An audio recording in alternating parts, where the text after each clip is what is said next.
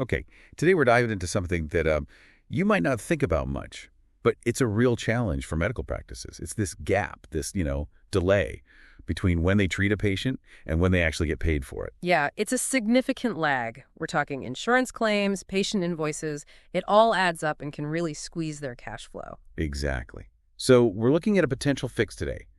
Accounts receivable financing, sometimes called medical factoring. Basically a way to avoid that, 30, 60, 90-day wait. Precisely. For a lot of practices, waiting that long just isn't practical when you've got bills to pay now. Payroll, rent, supplies. So AR financing kind of bridges that gap. It gives them faster access to money they're already owed. Right. So our mission, if you will, for this deep dive is to really get under the hood of this. How does it work? What are the upsides, the potential downsides? Yeah, and what does it all mean for, the financial health of these practices? How does it maybe help them grow? Okay, let's start with the basics then. What is medical AR financing, really? Boil it down for us. Okay, so at its heart, it's pretty simple. The medical practice sells its unpaid invoices, those insurance claims or patient bills, to a factoring company.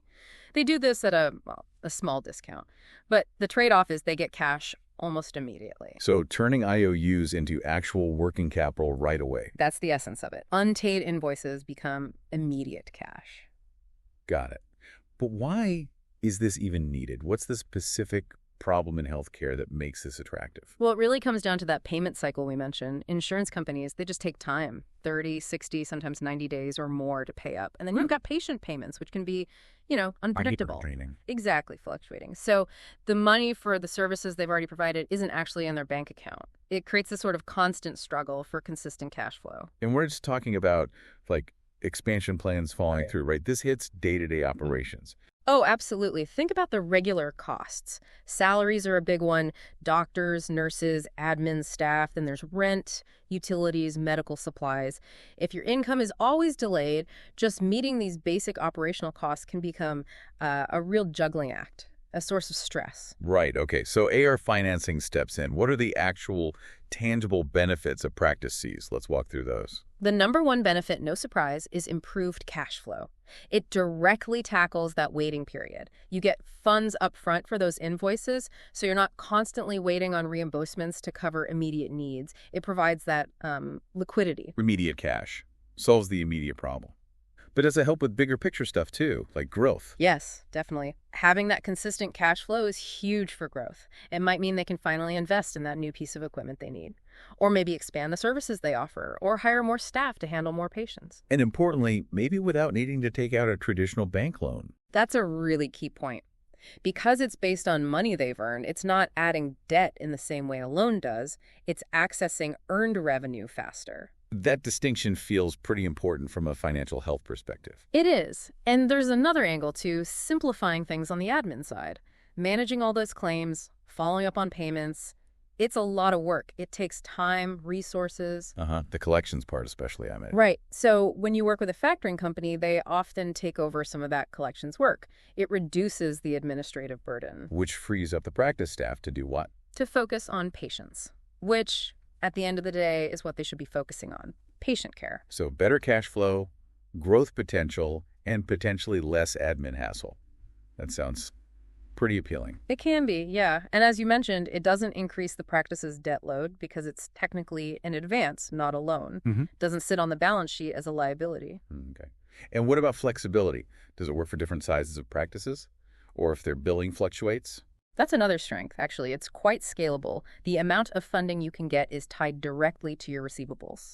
So as you bill more, you can access more funding. Exactly. So if the practice grows, the financing grows with it, it adapts. This is really helpful for managing, say, seasonal peaks and troughs or unexpected expenses that pop up. Okay, that makes sense. So we know what it is, why it's useful, the benefits. Let's get practical. How does it actually work? Step by step. Sure. It usually boils down to about 4 key steps. First step, invoice submission. The practice sends its batch of insurance claims or patient invoices over to the factoring company, usually done electronically now, so it's pretty quick. Right. Easy enough. Step 2. Step 2 is verification. The factoring company looks over the invoices, they check they're valid, assess the risk. is the insurance company reliable? Things like that. Doing their due diligence, basically. Pretty much. They need to make sure these are likely to get paid. Okay. Invoices submitted, verified. What's next? Funding. Yep. Step 3, funding. Once everything checks out, the factor advances a chunk of the invoice value to the practice. Typically, this is somewhere in the range of, say, 70% to 90%.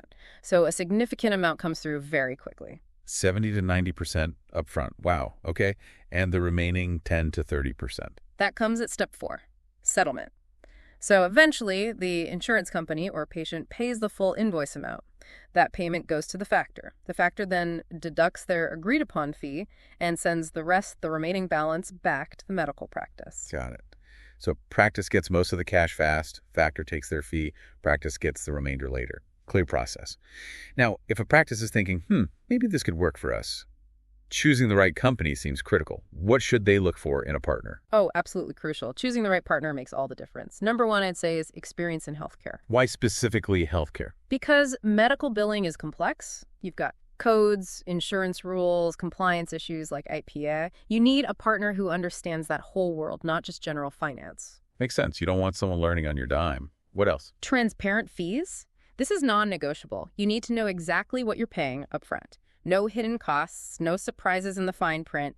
Clarity is key. Yeah, nobody likes surprise fees. What about the actual deal structure? Look for customizable solutions. Every practice is different, right? Different cash flow needs, different types of payers. A good partner will work with you to tailor the terms, not just a one-size-fits-all approach. Flexibility again. Yeah. And presumably, you want someone you can actually talk to if there's an issue. Definitely. Good customer support. Are they responsive? Knowledgeable?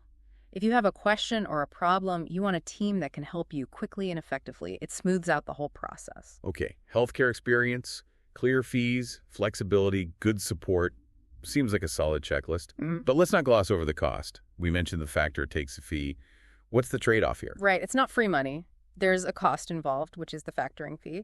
Like we said, it's usually a percentage of the invoice value, typically somewhere between maybe 1% and 5%. 1 to 5%. What determines where it falls in that range? Several things. The volume of invoices you're factoring, the average invoice amount, the type of claim, and importantly, the perceived risk or reliability of the payer. Government payers might have a lower rate than, say, certain commercial insurers or patient accounts. So it varies. It's not a flat rate. No, it's usually calculated based on those factors, and this is where the practice needs to do some analysis. They need to weigh it up. Exactly. Does the benefit of getting that cash, now the improved cash flow, the growth opportunities, maybe the reduced admin work, does that outweigh the cost of the fee? It's a strategic decision based on their own situation. Precisely. For many, the answer is yes, the benefits are well worth the cost, but it needs careful consideration. Okay, great. So pulling this all together, what are the main takeaways for a practice owner or manager listening right now? What's the bottom line on AR financing? I think the main thing is that AR financing can be a really effective tool, a strategy for practices that want to get a better handle on their cash flow, maybe streamline their operations a bit, and ultimately fuel some growth. It offers that financial stability and flexibility that can be, frankly, hard to come by in healthcare today. It helps them thrive. So it's really about closing that gap between doing the work and getting paid, letting them manage better, and maybe invest back into the practice. That's it, exactly. It empowers them to focus more on patient care, which is, the whole point, without constantly being hamstrung by those delayed payments. This has been really clarifying. It shines a light on a part of healthcare operations most people probably don't see. And it makes you wonder, doesn't it, if practices can use this to get more stable funding. How does that trickle down? Does it indirectly improve the patient experience?